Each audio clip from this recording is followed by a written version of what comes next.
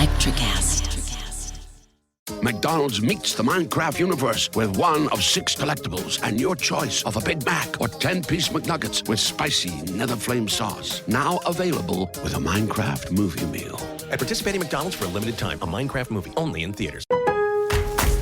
The Ego Power Plus Savings Event is on at Lowe's. Right now, get a free Select Ego 56-volt battery with purchase of a Select trimmer, blower, or mower kit. That's a $299 value. Plus, shop today for new and exclusive items you need for your lawn. So get ready for spring with the latest in innovation from Ego, the #1 rated brand in cordless outdoor power. Only at Lowe's. We help, you save. Offer valid through 4/16. Selection varies by location while supplies last.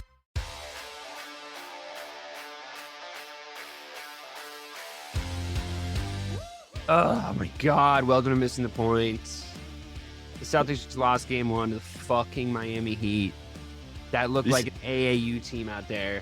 The Celtics are going to make me bipolar, bro. They send me such dynamic highs and lows that, like, sometimes I question if I'm having a manic episode or if I just watched an episode, if I just watched a game of the Celtics play, I honestly don't think, like, I watch obviously a fair number of sports, right?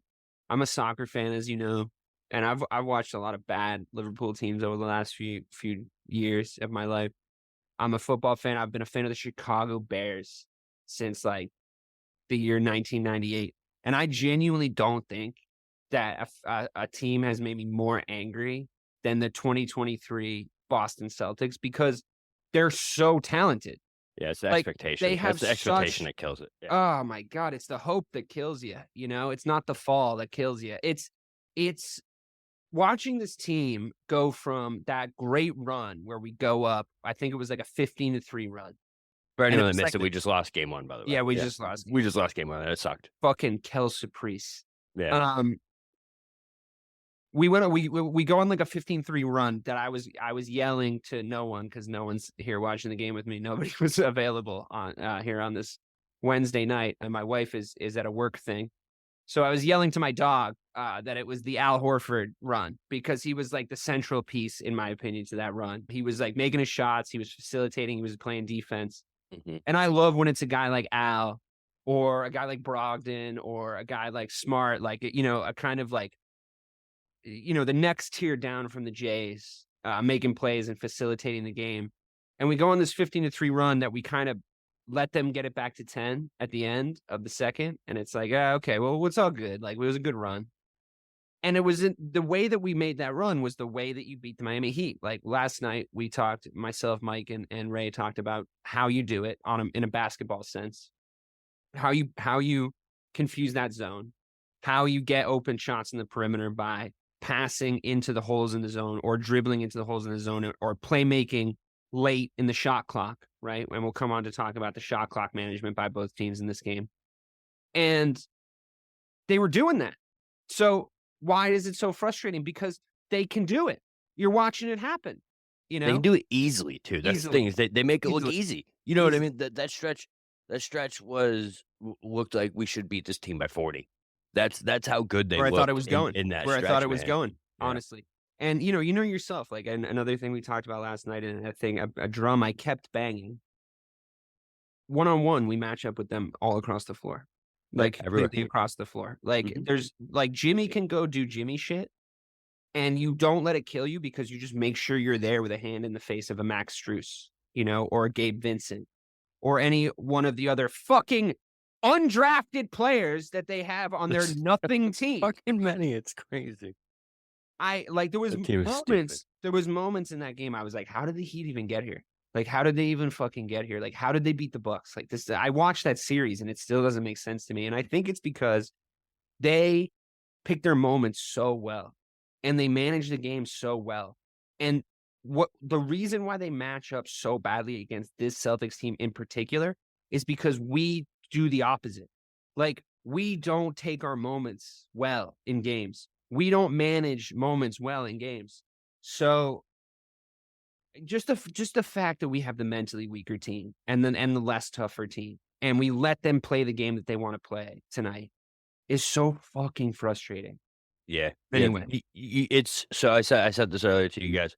this team is so much better than Miami, and they know it. They know how much better they are. But the thing is, Miami also knows that they can outwork the shit out of the Celtics. They will outwork them down to the bone. And if the Celtics let them do that, this is going to be a very, very long series, because that's going to be a consistent theme. Is there's going to be moments in this series against the Heat that you're going to see them just outworking the Celtics. There's going to be like 5-6 minute stretches where they get like 6 offensive rebounds or just like stupid shit like that. And I guarantee you that keeps happening. 100%. Yeah, it's very, very frustrating. I don't think Joe Mazzulla covered himself in glory today, but let's take it player by player from a Celtics perspective. I mean, obviously, the caveat of these post-game reactions, everyone listening, is like, we're a little emotional, okay? Obviously, like game 6 of the 76ers series, I was like calling NBA front offices to shop Jayson Tatum for fucking Volvo parts, but I'm emotional, okay, right after the game. So just like take everything I say with a grain of salt, but that was during the game. That was in the third quarter. But I admitted it on the air, so. And it was, but honestly, like I had those, I was calling those same fucking numbers at the end of the fourth quarter. So let's take it player by player, and I'm going to start with Marcus Smart, because I think that he was one of the lone bright spots in an otherwise fucking pathetic Celtics performance across the third quarter, and then eventually really the fourth quarter. I think Marcus, again, like some of his decision-making is questionable on shots. I really do think that, but I think you as Celtics fans and as a Celtics team, we live with that when he's getting 10 assists in the first half, when he's playmaking really intelligently against his own defense, when he's, facilitating and advocating for his team, when he's playing really good defense, when he's laying out for stuff, when he's bleeding, when he's leading the charge of an effort-based performance like he did in Game 6 against Philadelphia. They followed him to that, though, in Game 6 against Philadelphia. They did not follow him to that tonight. When Marcus Smart is at his playmaking best, I think we can beat any team in the world, in the league.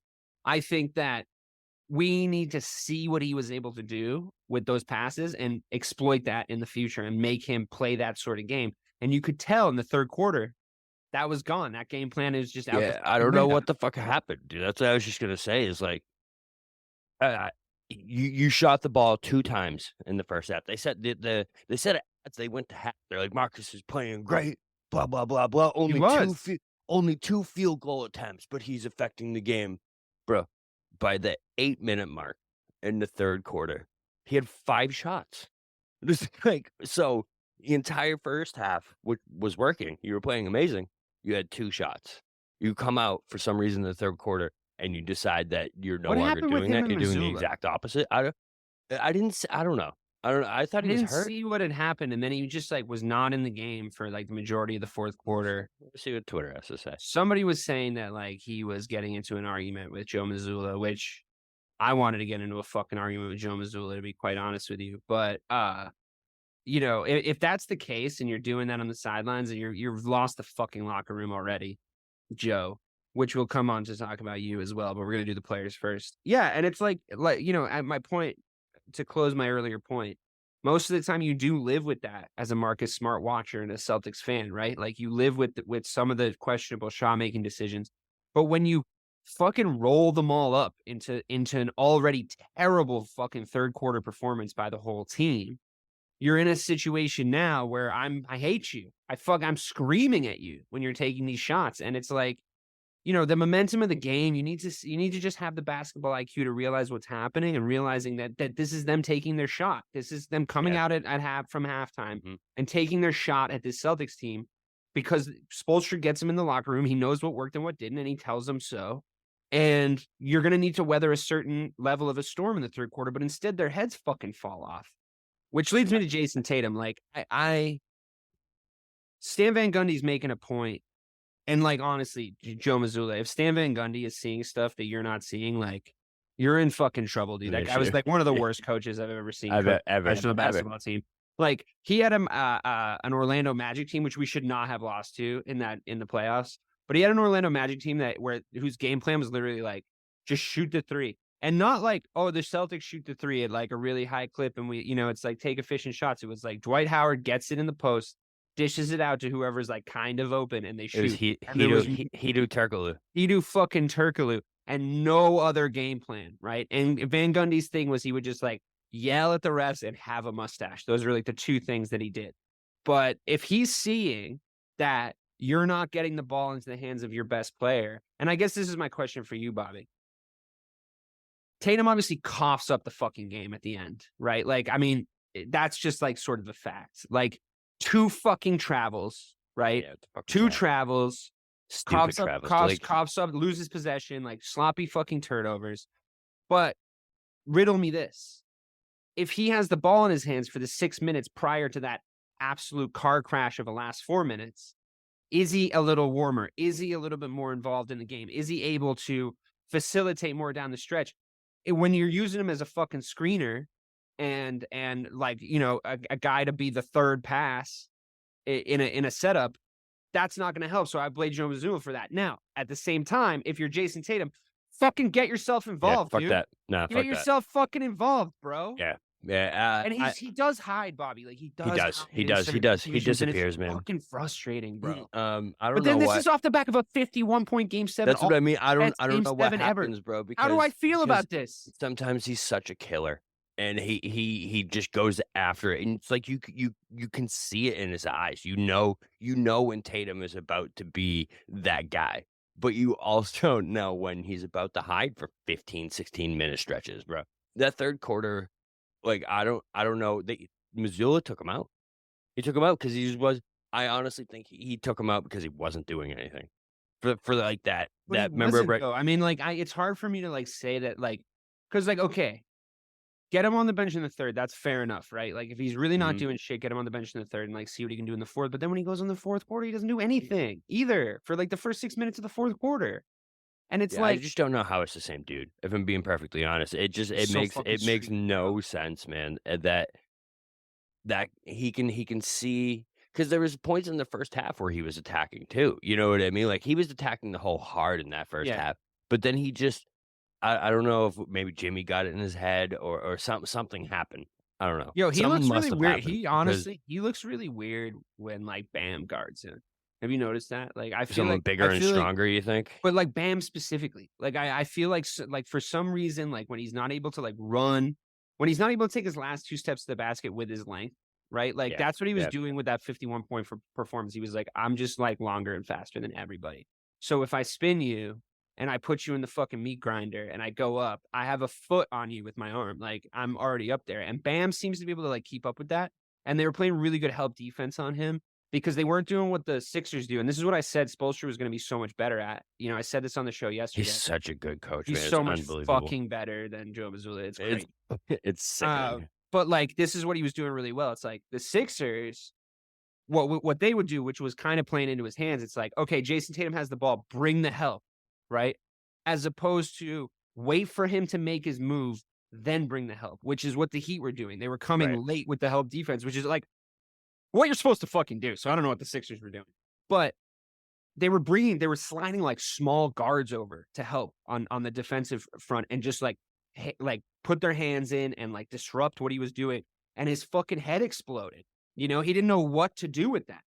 And it's pass to the guy that the guy has left. You know what I mean? And it's off the block right next to you. It's not across the court. They're not bringing wide help from the corner to prevent you at the line. They're not bringing a big guy to come swat it. They're bringing a guard from the perimeter to come and disrupt it, because he's doing that thing where he's like putting the ball out in front of him and putting it low. And they're like, all right, we're seeing he's doing that. And then they're putting their hands in there. And it's like, yo, you got to adjust, bro. It's a guard. Switch on him, switch on him. And now you have him in the post. I do always wish he had a better post game, but anyway, whatever. So, I mean, at the same time too, though, I mean, obviously their strategy. So Miami's strategy is clearly to stop Tatum, right? That's their number one thing. They're screening over to him. They're going over to him. Where was Jalen, man? Jalen has Vincent. I think and he's hurt. Strus. I think he's hurt. Like, I think he has Vincent and Strus on him all game long. But he's beat up though. He should dominate them, though. I know he should dominate them. But have you noticed that like he's not committing to going to the rim at all? Yeah, he's not. Like he's pulling up and he's spinning and he's making his mid-range shots. But like if you're Miami, you live with those mid-range shots. You're like, that's cool. You can take spinning jump shots, fadeaway jump shots, Jaylen Brown. Like that's cool. If they go in for a while, like that's whatever, right? If you're on the opposite side of it, and we've talked a lot about the kind of shots that you live with. and it is pretty fucking basic basketball, and it's annoying that we have to keep pointing this out, but like across 4 games, I'm screaming until my eyes are popping out of my head that we need to live with PJ Tucker shooting wide open threes in the corner, right? What happens eventually? We live with PJ Tucker. We play 2 bigs. Rob floats off him. We live with him and taking threes. He hits a few, and then he stops hitting them. And then we have help at the rim, right? Yep. The problem being, they'll live with Jalen's mid-range game. It is what it is, right? It's fine. He needs to go harder to the basket. I'm worried that he's hurt. We are living with everybody's shot. Miami Heat. That was a big problem. I mean, it's like you're looking at it's not Tyler Hero, right? It's not Oladipo. It's fucking Strus, Gabe Vincent, And Kevin Love, and Martin. Caleb Martin. Bro, And he it's was like, good tonight. yeah, I mean, they were all fucking good because they were letting them all shoot wide open threes. Yeah. Like, I was desperate to say on the show yesterday, like, you got to get them one-on-one. You got to get all of them one-on-one. Like, you can't let them get that zone switch on you where they're all helping each other out. It's like, spread them out, move the ball, and get somebody one-on-one. Get a good matchup. That's how you beat them, because we can get favorable matchups every time we go down the fucking floor if we want. Ryan Reynolds here from Mint Mobile. I don't know if you knew this, but anyone can get the same premium wireless for $15 a month plan that I've been enjoying. It's not just for celebrities. So do like I did and have one of your assistants switch you to Mint Mobile today. I'm told it's super easy to do at mintmobile.com/switch. Upfront payment of $45 for 3-month plan, equivalent to $15 per month required. Intro rate first 3 months only, then full price plan options available. Taxes and fees extra. See full terms at mintmobile.com.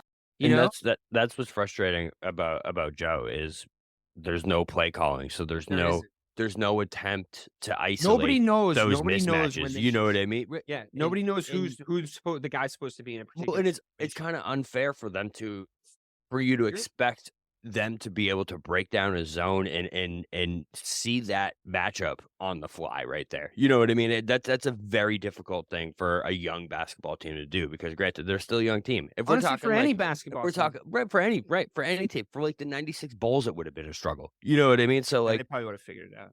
of course They had Phil would. Jackson. But exactly, bro. It's just it's so frustrating that there's just no attempt to try and isolate things that are so clear. And me and you were calling them out mid-game. We're like, bro, why aren't these things happening? And when the spectators at home, when the coaches on the couch are calling you out and they're right over you, that's an issue, man. And like we talk about all this all we want, and it doesn't matter what the players do in the end if the coach isn't going to make the adjustments to put them in a successful situation. It doesn't feel like they know, like the players know who to go to in a given situation. Yeah. Like, Yeah. you remember, like, and of course we bang this fucking drum all the time, but like, it's the only time I've ever seen my team win a fucking championship. The 08 Celtics, like, you knew, I knew, they knew who was going to do what in a given situation, right? Yep. Like, and maybe there was a criticism that team was overly structured for the talent that we had, like, maybe. But when we ran plays for a Ray Allen shot in the corner, you knew, I could tell you in that playoff run, but fuck it, by the middle of the regular season that year, because that regular season was so much fun to watch. The setup would look like it was going to KG. They would do the fake to KG, and I could tell you what second on the shot clock Ray Allen was going to release the ball and be right within like 2 or 3 seconds, right? And Ray Allen had a quote right around that time. Every buzzer beater I ever hit for the Celtics was a pass from Paul Pierce. Every single one. And that's true. Man. That's fucking true, right? Yes. So, because why? Because Pierce, I mean, look, I don't know if the ISO game works as well in the modern NBA with how fast the big men are and how much that they can like move across the floor. But Pierce, and I'm not saying to do this necessarily, but Pierce would set up that ISO and he would wait in the shot clock. And we're going to come in to talk about the fucking shot clock now in a second. He would wait in the shot clock and he would wait like 2 or 3 seconds more than I ever wanted him to, right? Instead of going at 11 or 9, he'd go at like 8 or 7. And I'd be like, okay. Maybe it was actually probably was 9 most of the time, but I'd be like, go at 11. I'd be like, go at 14. But he would go at 9. He would wait that extra second. He would lull the defense in. He would dish it to Ray, and Ray would obviously hit every wide open 3 he ever was given, right? So why can't we have plays designed around our best player? Yeah. And his ability to shoot, drive, shoot from anywhere, right? Create his own shot and facilitate.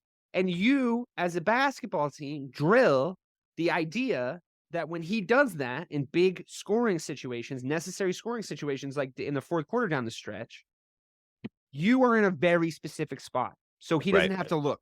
He doesn't have to look. All he has to do is see the defender slide out of the corner of his eye. Oh, that defender sliding? I'm going to Malcolm Brogdon. Oh, that defender sliding? I'm going to Al Horford. But they're always standing in different fucking places. They don't look like they know what they're supposed to be doing in crunch time, big shot situations. And I'm not even saying Ime was particularly good at this, but at least Ime had this other thing going on where we would play really aggressive fucking defense. He sure did.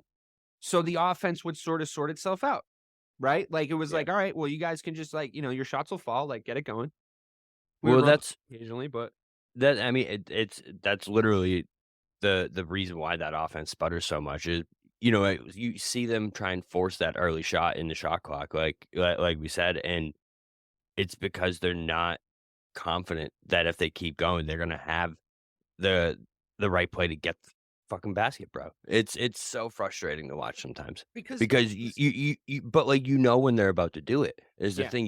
When Derek White's about to shoot that shot with 19 seconds on the shot clock. When Marcus, with the guy right in front of him, it's so frustrating, man. And they have the ability.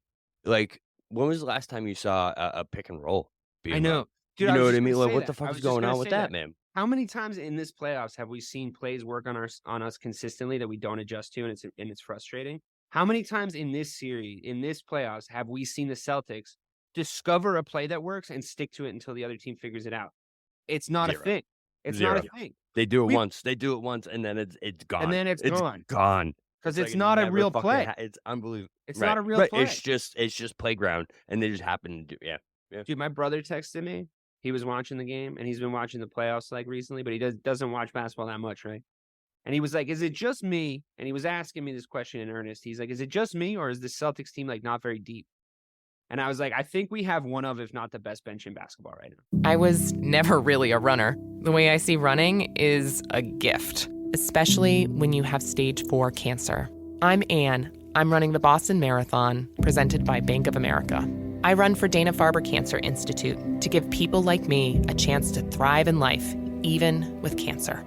Join Bank of America in helping Anne's cause. Give if you can at BofA.com/supportAnne. What would you like the power to do? References to charitable organizations is not an endorsement by Bank of America Corporation. Copyright 2025. Yeah, we do. And he was like, he was like, doesn't no know way. how to use it. He was like, doesn't no know how way. to use it, man. He was like, I'm looking at like 6 guys out there consistently for the whole game. And I was like, well, I'm not anti-shortening the rotation for the playoffs, as you know, Bobby. Like I have been like pretty ruthless with the end of the bench in our years covering this team. But like, come on, man. Like, what do you expect Peyton Pritchard to do when you throw him in when you're hemorrhaging fucking points already in the third quarter? And like, what do you want him to do? What do you want him to do in there? Do you want him to play defense on Jimmy Butler? Because that's not going to go well. And that is apparently what he wanted him to fucking do. I can't even. That is what he wanted. I can't was like 3-4 possession. But I just don't understand like what exactly. There's no plan going forward. You know what I mean? That's what it feels like. It's just always listen on the fly. Listen to his fucking timeout talks. They're not anything. I mean, bro, the fact that we're throwing out a new rotation right now, like we said, is the most ridiculous thing I've ever seen in my life. The fact that we completely changed who was playing based off of last series in game 1 of the Eastern Conference Finals. It was a completely different rotation. Like everything was different. It's we need to talk about this fucking home record. 11-11. 4-4 in this playoffs. That's fucking pathetic. It's not like the crowd weren't good tonight. I could hear it on the TV. I could hear the crowd were good. Your role players and your confidence players play better at home. What is it that, can you explain or at least take a stab at explaining what it is that this team can't seem to harness with one of the best home court advantages in basketball? Like if not the best, honestly, what is it that they can't seem to tap into? Now, I'm glad we're playing the Heat in this sense, because I think that you can go to Miami and get at them, even though they do have a perfect record in the playoffs at home so far. You can go to Miami and get at them if you can silence that crowd. That I think that they're the worst fans in basketball, personally. like they're slept on. You do say that every year. Every year. I mean, they're slept on as the worst. A lot of them left. A lot of them left before Ray's great shot in Game 6. Dude. Yeah, they're so pathetic. Like people shit on Lakers fans. Like there's legit Lakers fans. Like there's legit LA people that like the fucking Lakers. Like there are. And the Staples Center can be an intimidating place to go at times. Mostly because like Jack Nicholson is yelling at you, but like whatever. I feel like that's why. I'd be freaked out. I'd be like, oh my God, it's fucking shining. It's shining, bro. Yeah.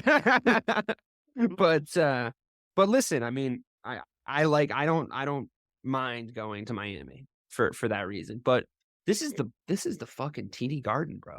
Like it's the Boston Celtics. Like, guys, wake up, guys. Yeah, wake up is such a big theme with this. They are team. so fucking sleepy, dude. It's so sleepy. Joe Mazzulla, sleepy Joe. It's so frustrating because I was taking notes during the game because I do that sometimes, and Bobby has ADHD. Everybody, I do. So I like diagnose keep myself on track. Diagnose. Yeah, exactly. Very much diagnosed.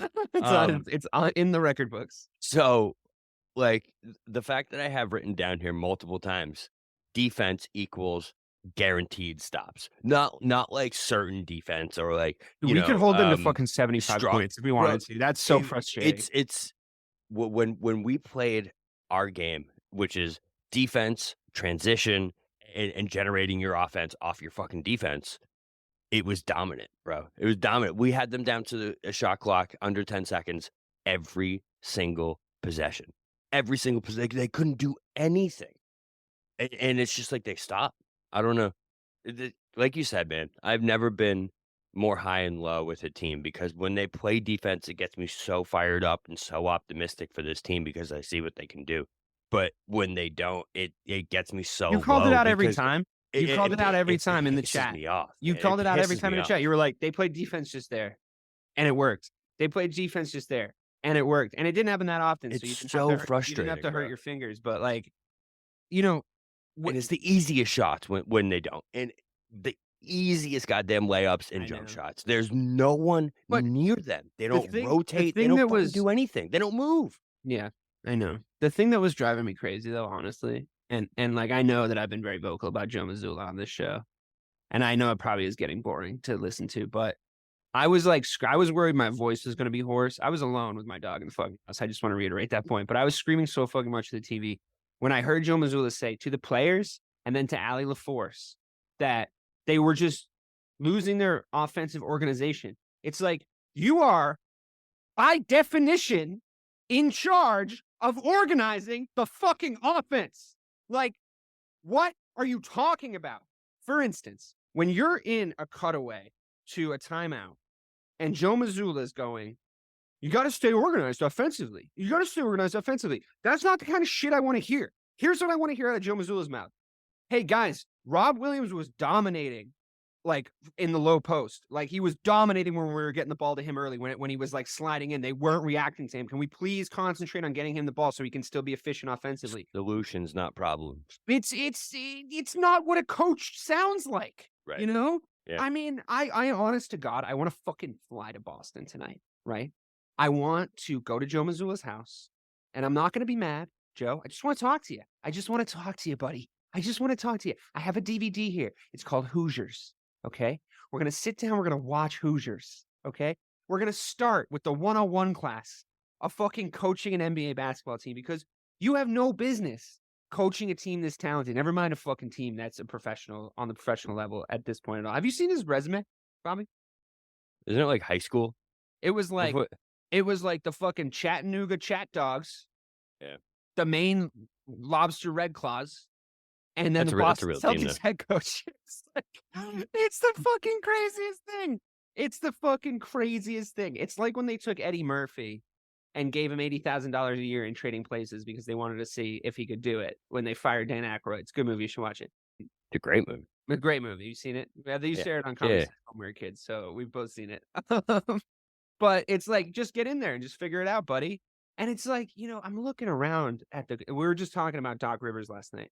And how obviously he's going to get fired in a situation with the 76ers, right? He did. And he did, obviously. And Mike was like, D'Antoni, bring in D'Antoni because he got the best out of Harden. And I'm like, interesting. And I start looking at the available coaches that are out there right now. right? Monty Williams, Nick Nurse.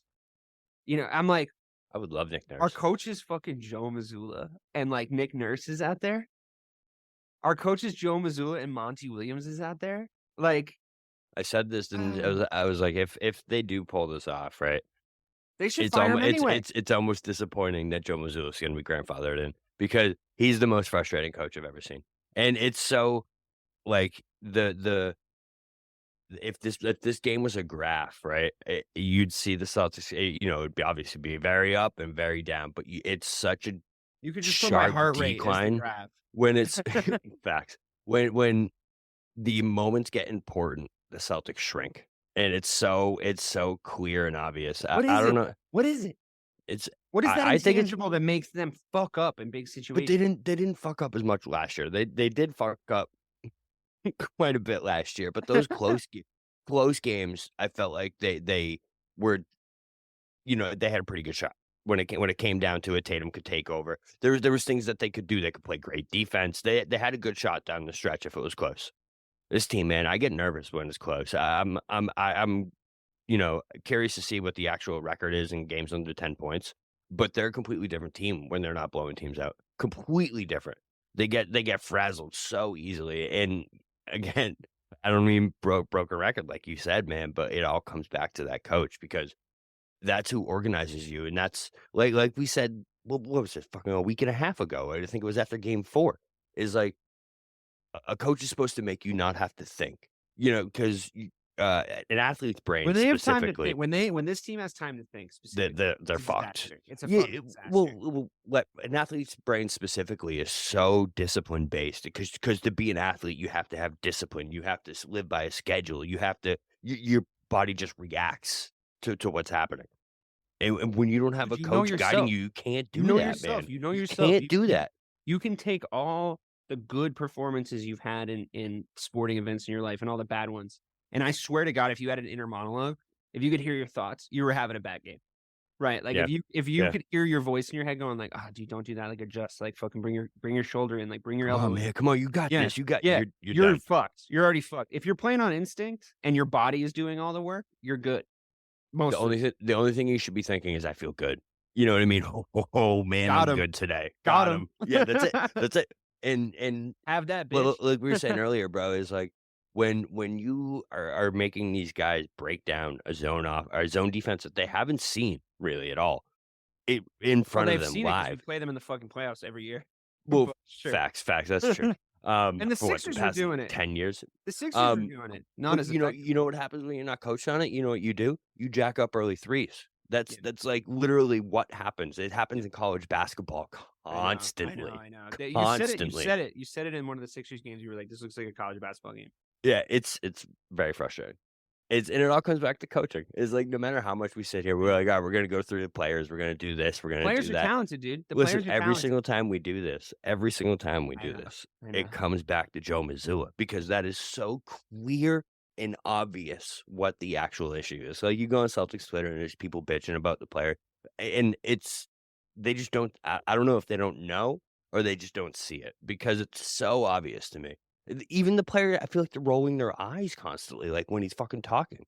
Does he say anything? He's like throwing his Bro. fucking clipboard, and I'm like, What- dude, what are what- you doing? What did I say? He related in the first half threes and offensive rebounds somehow, and I was very confused by this statement. He's like, right. no, you got 4 threes and you got offensive rebound. Like I don't know, he correlated that. It made no sense, and it's like, dude, you can't fake it when you're an Allie NBA head LaForce. coach. Allie LaForce asked him Feeding a him. question. Feeding him. I know. Allie LaForce asked him a question. Great sideline reporter, by the way. One of the best we have.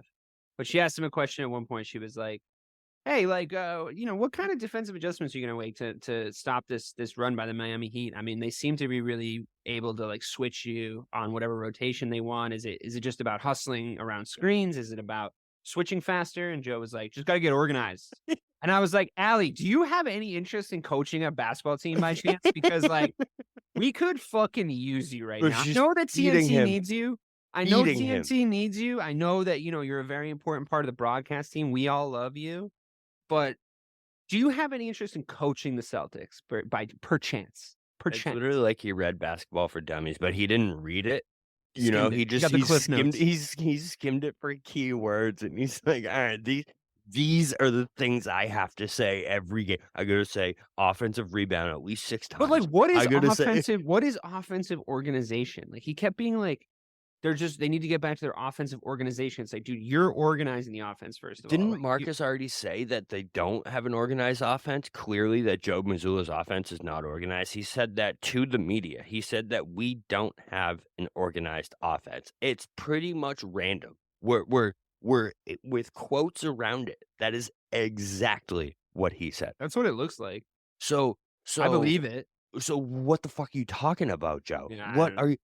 But like, that's not a message that helps Okay, but you if change your game. Like, that's if not a the- message that helps you figure anything out. Like, Well, what that's is that's that? exactly what I go back to is like, bro, an offense is supposed to be muscle memory. It's supposed to be just what you do. Like, you see things and you react, and that's how you score the fucking basketball. It's not random. Like, just do whatever the fuck you want, bro. How about at the end there, right? You could tell that they didn't know what to do and how disorganized they were, just as a whole team. At the very end, where there was 3 of them that touched the ball with 40 seconds left. Each of them had a good look at a 3. Each one. Yeah. It was Tatum, Horford, and White. Mhm. And they all passed it, and then Tatum drove and got fouled. It's like, guys, game's over already. If you're doing that shit, bro, the game is over. I know. You're not. And then turnovers, really sloppy turnovers at the end. Yeah. Where you're passing it to Jimmy Butler. He's that in your We head. gotta talk about passing him, him the though. fucking ball. We will. All right, the Joe Mazzulla Bitch Fest is over. We're not winning a fucking championship with this guy as our head coach. It's fucking absurd. Listen, if Spo coaches that many circles around Joe, we're in trouble. I Ime do was think it's having going to be a tough tough time with series. him, though. Like, he Right, outcoaches that's what I mean. everybody. He outcoaches good coaches, great Yeah. coaches. He outcoaches. Yeah. Imagine Why what he's he's going to here. do. It's why this right. team is here. Imagine what he's going to do with this schmuck, bro. He's probably fucking He's licking his salivating lips. at the He's licking mouth his- right now. Right. It's palpable. The coaching They were discrepancy. talking about how Van Gundy. Palpable. They were talking about Van Gundy was the original coach of the Heat when Spoelstra was an assistant coach. When Mhm. it was like, who was on that team? Like Adonis Haslam, young Adonis Haslam, and all these guys. Right. I mean, you could say that about any Heat team. Yeah, I guess he's been there for 50 years. He's still fucking like showing up to Bro, a little bit more gray in the beard there, This Adonis. guy knows what he's talking about, bro. Yeah. But like, anyway, Van Gundy's the coach and Spoelstra's the assistant coach, and Like the Mike Miller days. yeah, right. Van Gundy's like, yeah, and you know what? I learned more from him than I think he learned from me, and he was the assistant coach. Ha ha ha. And I was like, yeah, no shit, Stan. You sucked at coaching. You sucked. And I would take Stan Van Gundy as our head coach tonight. Yeah, me too. Tonight. Me too. What that quote meant was, I met Spo and was completely threatened for my job immediately. Yeah. I mean, immediately went, oh makes shit, sense. this guy's gonna take my He job. was like a wonder kid. And honestly, when he inherited that first super team, like the all the stuff We're hating around on Spo. well, you know what he did that was really smart? He kind of got out of the way. did. Like He he did. sort of was like, I'm not gonna insert myself into this situation. This is a lose-lose for me. Like, if I really get involved, everyone's and like he knew that all the L's were gonna be his fault because this is what happens when you play on a LeBron James team. The L's are your fault, the wins are his responsibility, right? Like, that's just how it works when you play with LeBron. Those are the early days. But he played it really smart, man. He was like, Well, and then they lost. you guys just and play I your think, game. You're all great. And I think Then they started that- listening to him a little right, bit more. and then I think that's what happened is they lost, and that was it. I mean, the thing is though, is like when you actually listen to Spo talk basketball, you're like, oh, this guy fucking knows basketball. You know what I mean? Yeah, You- yeah. He says you things like, listen to him talk- you gotta find your offensive organization. It's Gym just he teacher- doesn't know it's the gym X's and teacher O's. talk, bro. He It's doesn't know the gym X's and teacher. O's, Yeah. dude. He doesn't know the fucking X's and O's. Here's another thing we really Well, need to can't talk someone fucking teach them? Can't they hire someone that knows fucking hire Yeah, someone? they to could have dra- done that. They could hire have done someone that. to draw on the clipboard. You know why he threw the fucking clipboard? Because he doesn't fucking draw on it. That's why. Because he doesn't fucking use it for anything. It's like fucking Have Derek you ever White- seen him? Have Derek you White seen- picks up the clipboard and he's like, wait, this is just a picture of Joe as a stick figure saying with a speech bubble being like, organize yourselves offensively, and then like a rain cloud over his head. I'm like, wait, what is this, Joe? Oh my god, this is funny. A thing I kept saying in the group chat was, sometimes in capital letters, "Hey guys, great practice. It's a tough loss in game 1, but everyone can go home when you make 1,000 free throws." That's the script for the Celtics, man. I mean, dude, there was a point where we had missed 8 free throws and we were down 4 points. And to me, it's just like the whole complexion, and and we never got back above the Heat. It changes everything. No, 100%. It's I agree. the complexion of the game. It's momentum. It's you're aware of the scoreboard, you know? When you miss an and one opportunity, bro, it's so killer because, and what always happens, it seems like, is when you miss those and ones, the other end is another and one or a big play. You don't get back quick enough. Yeah, something happens, man. And yeah, it's so momentum killing. It's so bad. I know. I don't understand it though, because like, again, it's all that mental toughness and locking in, dude. It's so predictable with this team. It's unbelievable. Like within 10 minutes, if this is a bad night or a good night. Tonight it took to the second half, but within 2 minutes of that second half, now we're back to blowing third quarters. Yeah, we let up 45 points in the third quarter. That's so stupid. 45 against this offense. Points in the third quarter. Man, we know how Weren't to. they the worst offense in the NBA in the regular season? Yeah, like bottom 5. Yeah, they couldn't get the job done to play us in the first round against fucking Chicago, dude. Like, yeah, they lost to Atlanta in the playing game. Right. Yeah, that's what I mean in the playing game. Yeah. So we played Atlanta first. We wouldn't be sitting here fucking talking when we played them first. We would have gotten smoked. Yeah, they would have beat us 100%. If we had brought that Atlanta energy in and we hadn't been through fucking they would have beat us. Philadelphia, they would have beaten us in that first. There's no.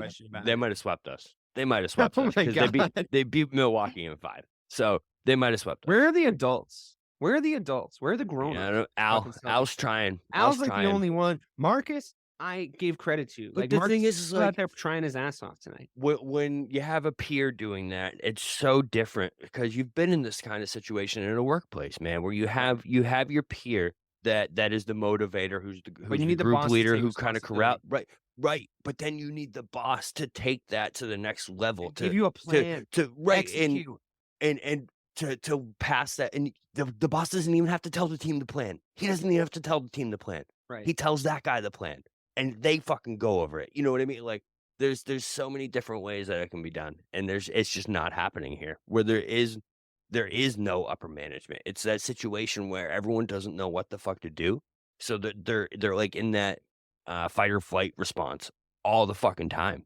And when it comes time to those big moments, bro, sometimes you do stupid shit when you're in fight or flight. It's just the nature of what it is. You know what I mean? It's you said something about this in the Discord, and I'm looking at Twitter right now, and it's going crazy about it. What happened with YouTube TV? I have Hulu. It went down, bro. Middle of the game, during the Little Mermaid commercial, it just went down, and you couldn't get past it. I had to. I mean, everyone, wow, earmuffs. I had to stream the game off my old streaming. Well, no, sites, they forced bro. your hand. They forced your hand. Right, they made me do it. Dana White. You were trying to be a good American. Dana White would have supported it. Like you were trying to be a stand-up citizen, and they forced your fucking hand. What are you supposed to do? They should give everybody gift cards or something. That was a fucking crazy game during the Eastern Conference Finals, bro. Get your shit together, YouTube. Yeah, what the fuck are you doing? What do you got? Joe Mazzulla running the ship over there? Oh my god, that guy couldn't manage a McDonald's. All right. Actually, you know what? I think managing McDonald's is probably really hard. Yeah, it doesn't seem it. Because how could you have motivated employees at a McDonald's? And there's nothing more all the fucking people. Yeah, but there's nothing more frustrating than having unmotivated employees when you're a manager. It's almost like having an inept manager. I feel like this Celtics team is motivated. They want to be managed. They want to be led.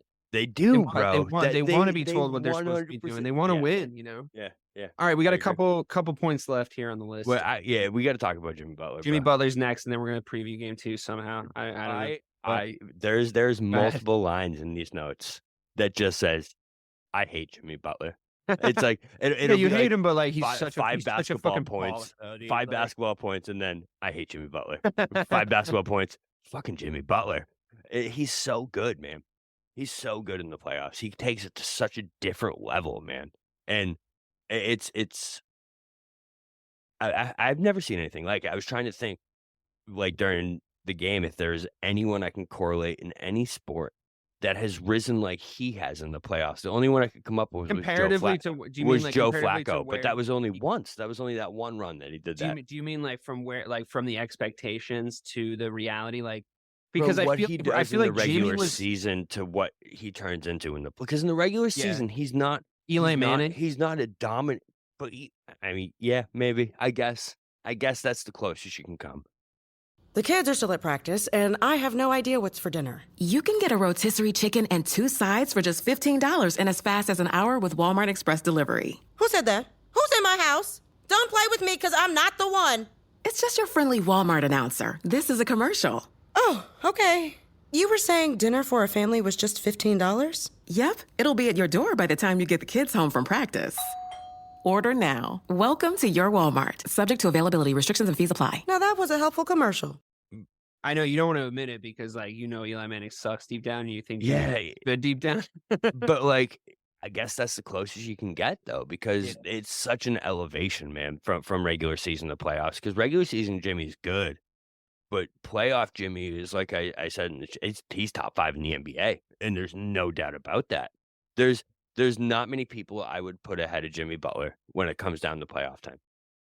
He does You know exactly what I mean? what he needs to do in every given situation. Every given situation, He's not exactly scared of what we were anybody. talking about. He doesn't think; he just does it, and that's And it's who the he right is. thing. It's And the it's right. the right thing. Yeah, he doesn't need to be coached. He just He just does it. He's so fucking good. You know, have you ever heard the rumor that Michael Jordan is his dad? Yes, I Like, have sired heard out of that wedlock. rumor, man. I have heard that. I believe it. It makes so much more sense. I fucking believe it. That man, he's one of the few players. Like, I remember when Kobe would give us 40 in the fucking finals, right? And I would still just be blind with rage. Like, I would still just be like, fuck him, fuck his whole day, He sucks. fuck his He car, still sucks. fuck Kobe his swallows. Kobe yeah. swallows. Yeah, You know and that, when LeBron James would give it to us in the fucking Eastern Conference Finals, I'd be like, fuck him. He's corny as fuck. I still say this. Except for that game 6. Except for that game 6. No, always. I'm consistent as fuck with LeBron. I'm like, he's corny as fuck. He was fucking, I'm like, he's not that good. Fuck him. And it's all Celtics homer shit. Jimmy Butler is the only one that will give it to us like that in that game. And I'm like, you fucking deserve to win that game, Jimmy. You're a baller, bro. Like, you're He's the such a fucking baller, man, dude. Like, Did you see the story too about what he did in the bubble? So they gave everyone like $4,000 cash, right? And no one could spend it. So he started like selling, I forget what, like coffee mugs or something haven't like heard that, this, no. right? So he started selling coffee mugs because he literally was like, how do I hustle everyone out of this money? How do I get this money? So he started making these coffee mugs. He sold them for $20 a piece, you know, and we keep going. Finally, people started running out of 20s. Right. And then only hundreds would be there. And he'd be like, I got no change. So then he started getting $100 a fucking mug or whatever. I don't even know what he was selling. But like, bro, he's just the baller. Jimmy Butler is the man. And I really hate is. that we're playing him right now. no, he because really it's, is, dude. It's so frustrating and so hard to watch. You remember when, like, There's nothing you can do. There's literally nothing you can do. Yeah. You remember when like Kyrie was playing for the Nets at first when he was post Celtics, right? And like Kevin Durant and shit. And there was like kind of two sides to this podcast where it was like some people were saying like, fuck Kyrie, he's going to fuck the team up. And like, you're kind of right? Like he does go fuck up teams. Kevin Durant, he chases rings. It's very like kids these days. Like I watch SportsCenter today takes, but like they're not like 100% wrong. Like I would always just be like, I know, but like I love when There's no Kyrie Irving is benefit. just like playing basketball. Like I just fucking love watching Kyrie Irving play basketball. It's so much fun. He's a baller. Kevin Durant, like when he plays basketball, it's like I one feel of my like Kyrie's a favorite in the different world. case, though. You know, Sure. I mean, nowadays, but like Now- even when he now went it's to the tough. Mavs, like even when he went to the Mavs, like there was a part of me that was going like, that was a pretty good fucking backcourt. But like I can't help myself with him sometimes. He's and so then they went, silky and then and they fun went to like watch. 9 and 20. Of course, yeah. I mean he wasn't their only problem in I know. Dallas, Yeah, but there's a lot of issue down it's there. an entirely different podcast. But but like to say like the thing about basketball is like you kind of can be a natural sports atheist with basketball sometimes. Like obviously we all want the Celtics to win. Like obviously we're diehard, but you can sort of naturally progress into like a nadir of sports atheism where you're just like, I don't know, that guy, he gave us like fucking 50 points. Like he just gave it to us and we had to take it. We had to eat every single point. We had to eat the napkin. Yeah. We had to eat the plate that it was on. We had to eat the tray. And Jimmy put his finish dick it. in the Celtics' Yeah. mouth tonight. He put We his had dick to- right in the mouth and it was like, suck that shit. We had to finish the right Dr. now. Pepper, and then we had to. And actually, it was Mr. Pibb, and there was nothing we could say. It was to Mr. go Pibb. home. You know We what? had It to wasn't go even home Mr. Pibb. It was and Dr. say, Bob. "Thank you, It was sir." like, yeah. Thank you, sir. Can I have another? And like that's just like, but honestly, the thing that annoys me about it is like I love Jimmy Butler. I've always loved Jimmy Butler. I think he's a fucking baller. I think that like he finds out players on his team and says like, you're not made of shit. Fuck off. I love that about him. I wish everybody was like Jimmy Butler. I wish I could blame our loss tonight on Jimmy Butler's performance. I wish I could, but Yeah, it's you not. can't. We You shot can't. ourselves in the fucking dick. because we still, like, you know for what? the entire night. We played like shit and still had that game by 10. So I said, remember I said this in going into the second half, where that was going to be a microcosm of this series. It's either we're going to come out and stomp on their throat. And then it turned out to be exactly. It turned out to be really shitty. So I should let's just. hope I it's not made a bet micro- with Mike that we would have these guys in 4 or 5, and he had 6 or 7. I should just pay him now, right? Yeah, you definitely should pay him now yeah, because yeah. this is going 6 or 7, 100%. Try and get some double or nothing action. They'll come out and win game 2. There's no doubt in my mind that we're going to win game 2. It's back to that where it's like, well, they won't lose 2 in a row. We're going to win game 2. We're not winning a final series, Bobby, if we hemorrhage 2+ home games in every single series we play. Bro, you were up 10 in this. You were up 10 in the second half. You can in the Eastern Conference Finals. You cannot come out like that and expect to actually win a championship. Yeah, it's just so funny because bro, we're in the same exact position as we were last year, right? We're like literally. it's actually exactly like the bubble. The script. It's just exactly like the bubble. The script is already written, right? That's how I feel like what we're watching is, and it's like the butterflies and the happy feelings are nowhere to be found like they were last year, man. Me and you last year, bro. We were defending the Celtics with fucking shamrock armor. Like we had shamrock shields, and we were like, this Celtics team is the greatest fucking thing. Because they were made. They can go fuck themselves this year. I They know. can go. They I can know. literally go fuck themselves this I year. know. It pisses me off. Yeah, my dad and my brother were like, "What's the problem? What's the problem?" It's And I was like, "They're fucking pussy. coaching. They're It's pussies." coaching. And my dad was like, "Don't say that on your podcast." And I was like, "They are. They're though." pussies, bro. I But was like, you know what? I'm not worried about hearing from them because they're pussies. the thing is, last year they weren't pussies last No, year, they and weren't. you Oh, know yeah, why? you Because made their coach wasn't a pussy, right? Yeah. He got pussy, but Yeah. He sure did. Now he's not our coach anymore. it's just I still feel like we're in an alternate universe sometimes, man. Like something happened. We're in the worst timeline. Yeah, we're in the worst timeline possible because Iron Man doesn't die to save civilization in this timeline. no, we man, just get taken over by Thanos. and Joe Mazzulla fucking is the head coach of the Celtics. Everything else you'd be Yes, like, yes. oh, well, that's different. Well, that's cool. Oh, and Ime, whatever the Oh fuck my his name gosh. is, He's isn't not even a coach. coach anymore. He's still managing to butcher I his don't- name. Poor Bobby. Listen, Don't care about it. you know, we're almost out of time. I was going to do an in-depth preview of Game 7, but I think you sort of hit the nail on the head before. It's like You mean we game know two? what games we know are of Game 2. Fuck it. I mean, I don't even know for Game 7, sure. I mean, whatever. of Game 2. Yes, excuse They're me. gonna win by 20. They're gonna win by But 20. the problem know- with Game 2 is we know. like they have to win. Like it's not even going to put us in a good mood if they win. You know, it's not even going to be like, oh No, yeah, it we will. really came back. It and will turned though because around. we're gonna Like, whoop their ass because that's I what hope we need to do. beat them by like 40, or otherwise I'm not going to be satisfied. It's so predictable with this team, man. It really is because Predictably unpredictable though. You know, Yeah, like so yeah. inconsistent at the same time. It's like as soon as they get you up, they're like, "Hey, fuck you." No, fuck you.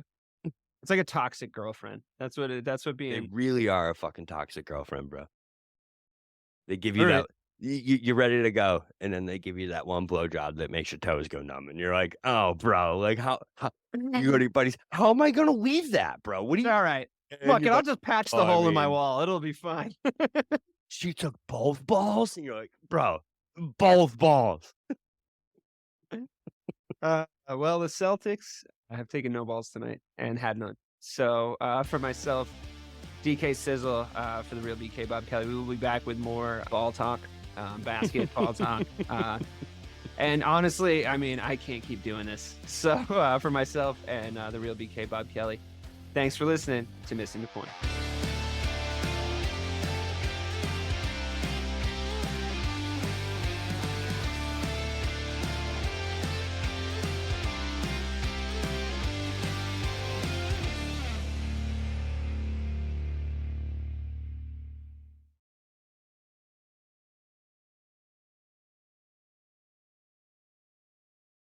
Hi, I'm Sherilyn Fenn from Twin Peaks. What did you do on your last Saturday night? Did you hear something? Toilet paper. There's none. Nada. The reserves have gone dry. People are hoarding it. I should have done that. They're all out of hand sanitizer at my Target. Mark, when did you last watch the news? We are getting reports of forced quarantines in China, Japan, and now Italy. You're cutting onions in half and putting them around your apartment. Yes, exactly. It kills the COVID. Excuse me? Let's go. Let's go. Get in. Vamos, rápido! Have you ever driven one of these?